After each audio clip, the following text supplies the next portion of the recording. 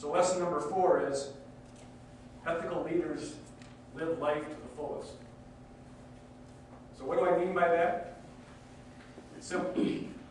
Push yourselves to live outside of the comfort zone. Seize opportunities for new experiences and new challenges.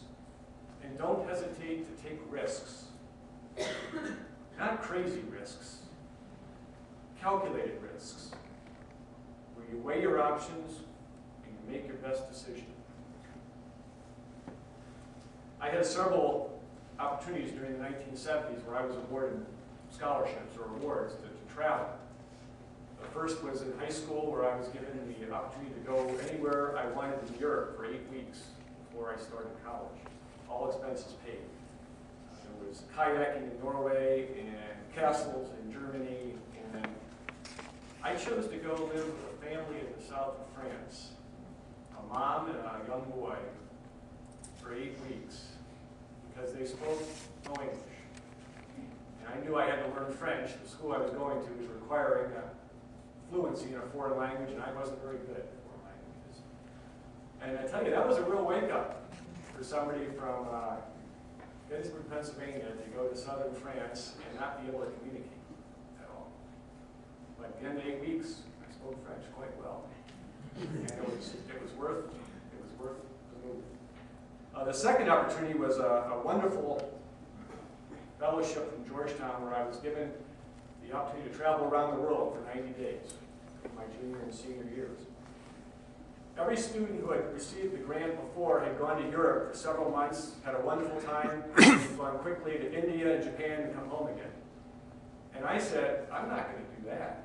If I had the chance to travel in a backpack and a sleeping bag, which is how you did it, I went to South America for a month, Africa for a month, and South Asia for a month.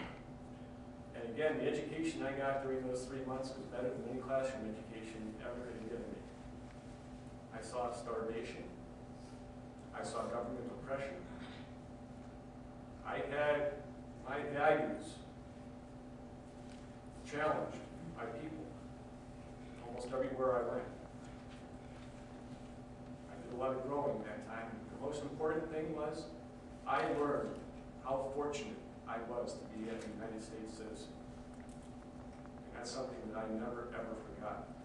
I went to Georgetown on an Army scholarship, prepared to go in to the Armed Forces. I had done pretty well as an ROTC cadet, not as well as these people were being prepared, but I think I would have had a pretty good assignment. And at the urging of my brother, I applied to law school my senior year in college. I had not been thinking about law school. He had been. And we both did very well on the LSAT. So he started talking about, let's go to law school together. We were such a dynamic team in high school. We'll do the same in law school. And we toured the law schools, and as it turned out, he and I went to different schools, which I think was a good thing.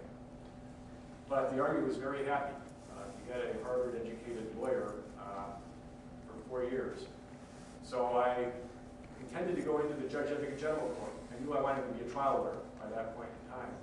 And I got a call. I was working at the Justice Department in the summer after my second year of law school. I got a call that I was to report to the Pentagon at 8:30 the following Monday from a person who I had never heard of before. And long story short, the Army had other plans for me. They wanted me to come and work at the Pentagon for the next 4 years. And I decided that, of course, I would follow the orders that I was being given. I decided to make the most of that opportunity. It wasn't my career plan at that point, but I went there and I took on every tough assignment they had. The first month I was there, they wanted somebody to go and testify before Congress on an issue that nobody wanted to testify about. I volunteered. They soon had issues involving race and gender discrimination that many did not want to touch. It was controversial, to say the least. I volunteered. People respected that. They didn't always agree with some of the things I had to say as the Army lawyer, but they knew it was a good thing to have someone like me in the room. So when there were problems in other parts of the country, I was sent out to do special investigations. Long story short, by seizing the initiative, by stepping forward and taking risks, I had doors open that I otherwise would never have opened to me. You stand up and you step forward, opportunities are there.